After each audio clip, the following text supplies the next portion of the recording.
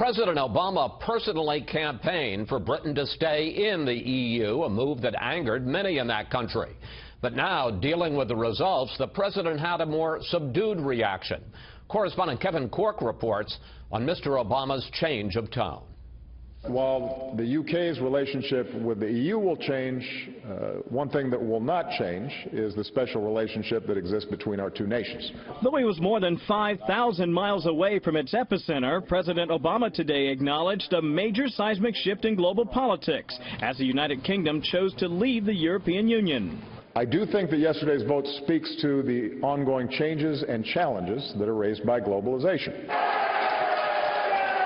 In many ways, the outcome was a stunning rejection of the president himself, who back in April added his voice to the chorus of those calling on voters to reject the so-called Brexit because it could damage the UK's ability to secure major trade deals. Our focus is in negotiating with a big bloc of the European Union to get a trade agreement done.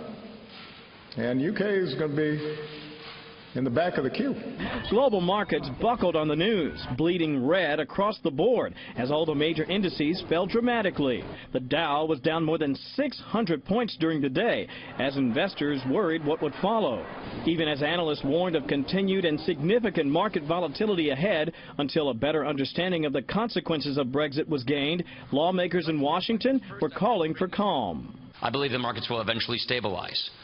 That's point number one. Point number two, all the more reason for America to lead. America needs to lead. In a statement, Treasury Secretary Jack Lew said, "We will work closely with both London and Brussels and our international partners to ensure continued economic stability, security, and prosperity in Europe and beyond." Perhaps of little emotional consolation to those who saw their 401ks take a real hit today. But experts say don't panic. I want to walk people away from the ledge. This is not something that they should be concerned about. In fact, I think in the long run it's going to be healthy for markets and healthy for economies because it's going to mean that we're going to move away from the kind of socialist model of Europe that now even the British voters say is a failure. Chris, the White House says the president stands by his so-called back-of-the-queue comments. We're also told that he reached out to British Prime Minister David Cameron today and said he looked forward to seeing him in a couple of weeks at the NATO summit in Poland. Perhaps our next and maybe even best chance to find out what Brexit will mean for all of us.